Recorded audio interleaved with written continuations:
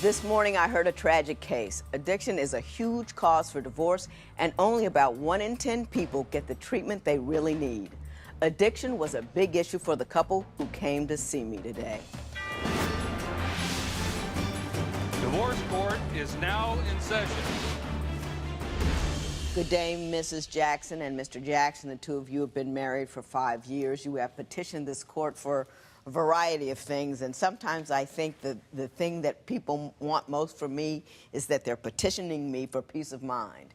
So we're going to talk about that momentarily, but I'm going to start with you, Mrs. Jackson. Why don't you tell me, how did we get here today, 5 years in, to divorce court? What is your primary concern with Mr. Jackson? First, the main thing is the job issue. He has the handyman business, self-employed, but, I mean, it doesn't bring enough money in. I mean, I'm still carrying all the way, doing everything by myself, and I feel like he should get a regular 9 to 5. He doesn't want to work for anybody else, though, but himself. Do you work? Yes, And I do housekeeping for homes and apartments and businesses. Okay, very industrious couple. I like that already. Mr. Jackson, she says you're not making much as a handyman, and I get the part about you wanting to work for yourself, but sometimes you don't get to do what you want to do because it's not getting what you need to get done. Have you ever looked at it that way? At one point, and then I said, you know, forget this. I'm still gonna do it anyway. You know, I was. But wait. There's a lot of things that I would love to do, but I can't pay the bills by doing them. So being a grown person, what I do is I put those things to the side and I do those things that I'm required to do to make enough money to support the household that you have constructed. Where did I get that wrong? I mean, you're not wrong. You're not wrong. I know. It's just, it gets up under my skin because I put a lot of hard work into this business. And I started this business with my grandfather. And after he passed away, you know, I just kept things going. And I love it. I love what I do. You know, it's honest. You know, And I'm not hating on you for it, Mr. Jackson. I'm not. But you could do a lot of things that are honest, good work that does not provide as necessary, witnessed by the fact that your wife has found it necessary to become an escort in order to supplement your income so you can live. Is that not right? Boy, that's not. That's not true? It's true. That might be her excuse. But I'm not going for that. You're not going for that. Well, Ms. Jackson, why don't you tell me why you feel it's necessary for you to, first of all, explain the nature of your escorting, and then tell me why you believe that that's something you must do in order to maintain the household. Okay. What I do is I do my little dates. You know, it's nothing sexual or anything like that. We might go to casino, movies, you know. Can I ask you a question, just personally? Where you get guys that'll just go pay you to have dinner with them? I'm on a sugar daddy website. Oh, there you go. So, yeah, it works out. I mean, there's a lot of wealthy men on there looking for young ladies, you know, that's Just to beautiful. hang out with. Just to hang out with. And they can't find anybody on their own. They have to pay people online for that. Yes, they do. Really? I'm all for it. I mean, so I gets the money. What's the gap between what he's bringing in and what you're bringing in, other than the escort, and how much your bills are? I mean, how short are you? I mean, we're not too short, but most of the time when I do that, it's more so for his account. He has more needs than I have needs, you know. So you mean to tell me you're going out with other men to make money to help him get stuff he needs? Yes. Like what? He has his, you know, marijuana problem. He has his weed. If he doesn't have that, he has an attitude. He doesn't want to do anything. He doesn't want to hear anything. So Nothing you at roll all. him You a won't- joint you to won't really cool hear him out, so he's all mellow. Yeah. Because I don't want to hear his mouth. When I you don't. are weedless, are you irritating? Yeah, sometimes. sometimes. Always. But I deal with it. I deal with it, you know. I've been doing that for years, you know. So it's like, hey, I guess it is what it is. I mean, you know, therapy might be cheaper, like on a monthly basis. I don't know what kind of weed you're buying. Is it legal where you're? Yeah, it is. Yeah, in our Okay, state, so yeah, you got a it's card. medical, Medical marijuana. Yeah. Your listed illness is irritant. Yeah. Wait, well, hey, you have to ask my doctor. Okay. Yeah. Let me ask you this. If she didn't escort, would you be able to afford the quantity of weed you believe you need? Yes. No. Yes. Oh, yes. Could you get the weed and pay all the light bill, phone bill, rent, and all that? Some of it. No. So the answer Not is all by no. myself. That income, your legit income, has to be supplemented by some things you don't like her doing because you need the weed. Well, that's her excuse. Yeah. Because there's other things this young lady could be doing to you know, that Hold up. make Aren't there money other and won't have to things do that. You could be doing. You mad about her job? You're talking about I'm a handyman. This is my joy. This is my father thing. If that's not supporting your weed habit, why don't you handyman and other things? I do. So she doesn't I do have to have and other other things I do. that bring in money. One of them is Yeah. one. See, kind of the point of having a job is to pay the bills that you got. Right. One minute I might be doing this, and the next minute I might be doing it. Next minute I might be over here, next minute I might be over there. Have you been living together for years but find that splitting up is as complicated as getting a divorce? Call toll-free at 1-877-311-2222 or visit our website at divorcecourt.com. Follow us on Facebook and Instagram at Divorce Court.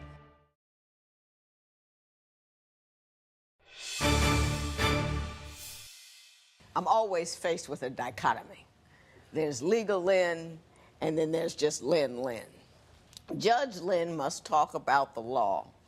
The other Lynn wants to talk about the underlying moral implications of whether or not what you're doing is a good thing.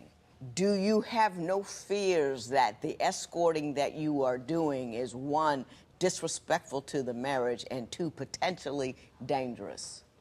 I know it's dangerous, and I know it's very disrespectful. That's why I really choose not to do it.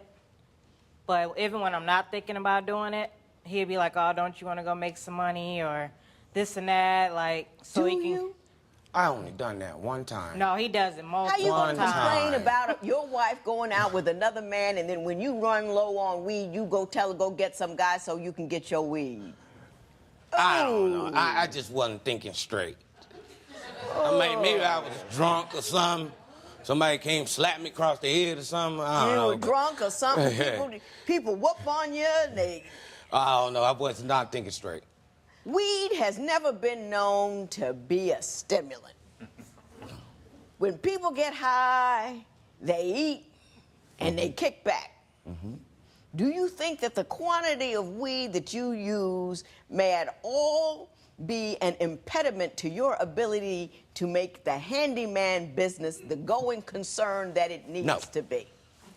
No, ma'am. So you're not taking that extra 2 hours to putting out flyers and doing all that kind of stuff and doing all those things to generate more business? When you have your own business, that's you know, an 18-hour-a-day job. Are you putting that kind of 18 hours into it? Not really. Yeah. Not really.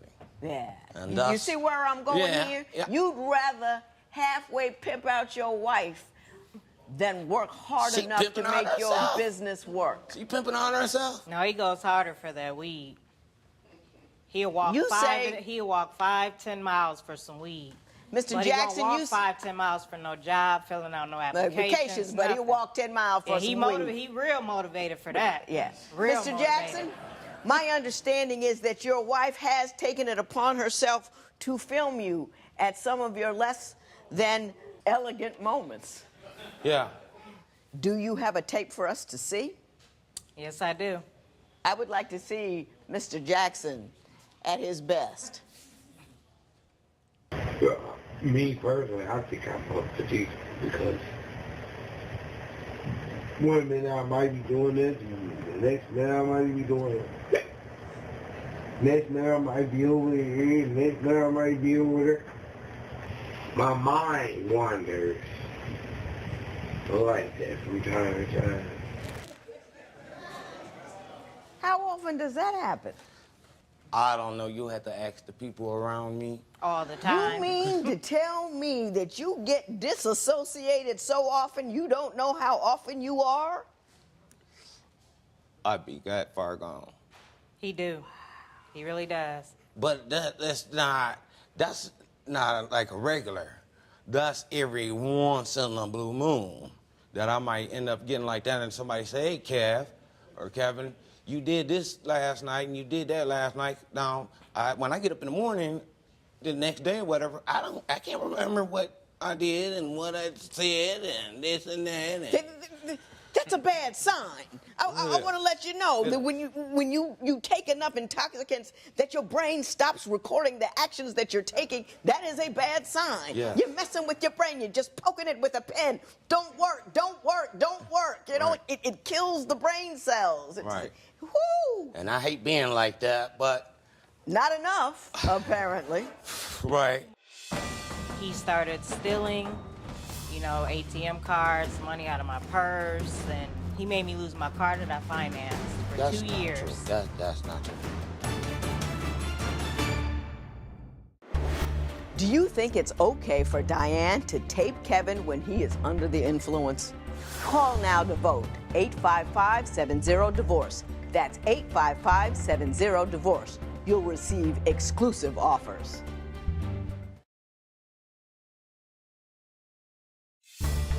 If you would like your case to be heard on divorce court, call us toll-free at 1-877-311-2222 or log on to our website at divorcecourt.com.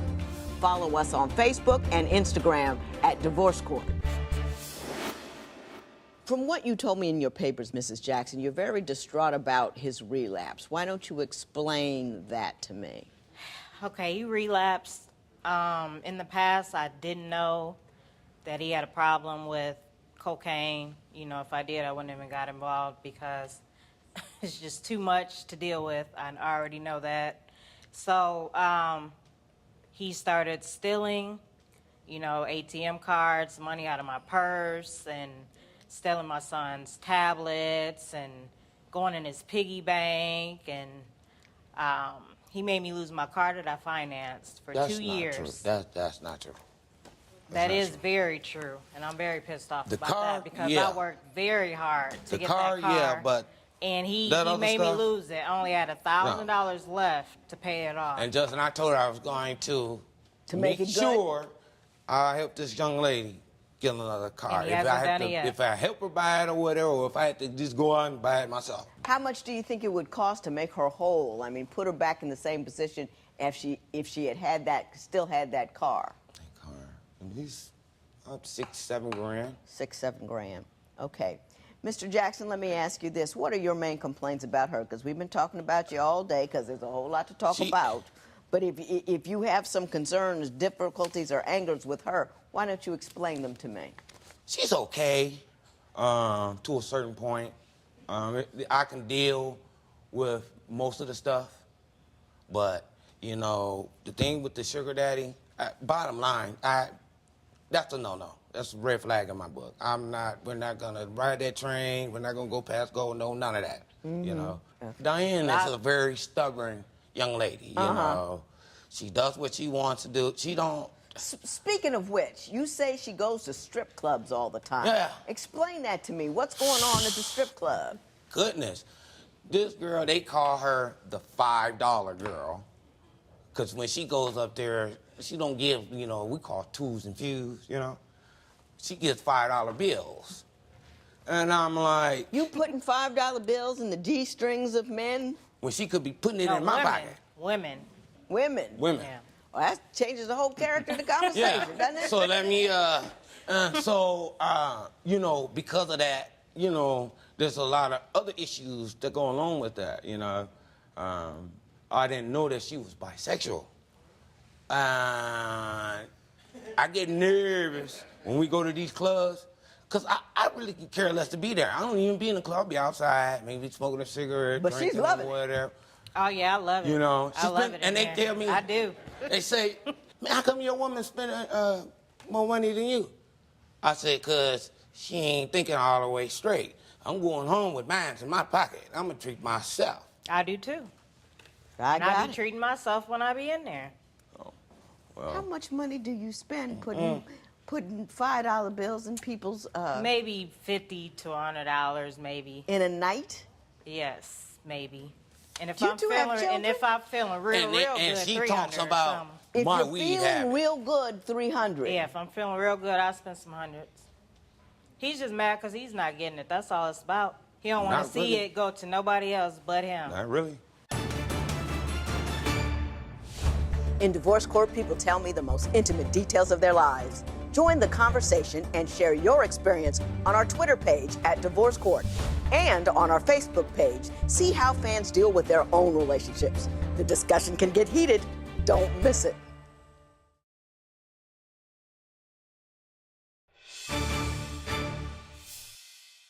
Do either of you know what the term dissolute means?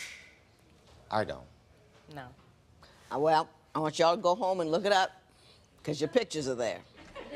You two are backstroking down a river of want that is going to end you up into a sea of nothing. And I wouldn't be so hot about it if you didn't have children. How you gonna spend $200-300 in a night putting money in somebody's G-string? How are you gonna spend, I don't know how much you gonna spend on that weed, and then you're high. Then you're high, and your children see you high. I mean, it's not a good look. We saw the look. There was nothing wonderful about it. You can't be counted on. You are not reliable. You are not making enough money. You two are satisfying your wants and not taking care of your needs, which is your perfect right to do, except for when you bring children into this world, and then you've got to stop it.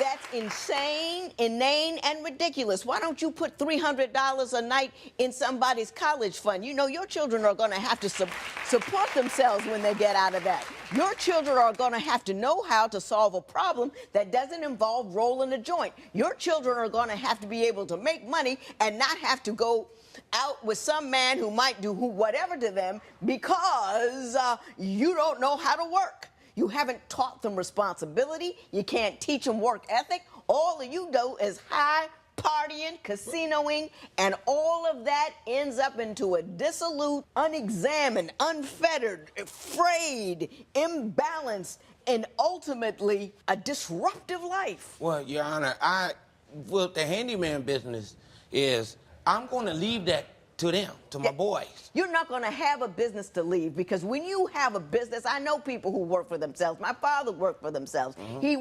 It was a 24-hour-a-day job when it needed to be a 24-hour-a-day job. It was not like just enough to get some weed and keep it moving. You're not going to have anything to leave them because you're not building anything. You're kind of doing just enough to get by, and then you're getting high the rest of the day. Children don't do what you tell them to do. Children don't do what you want them to do. They do what they see you doing, and we already saw what you do. Mrs. Jackson, had you petitioned me correctly and asked for some of the money back that he took, I could have awarded that to you. That was clear, distinct, and correct. You get that money back under the law, but you didn't even have it together enough to ask me for that. I got requests for things I don't even understand. I wish I could have given you that money. I could have given you that money. You thought it through and had done it, you'd have walked out of here with $7,000. But as it is, you're walking out of here with nothing but a lecture and a goodbye. There will be no recovery in this matter. It is so ordered.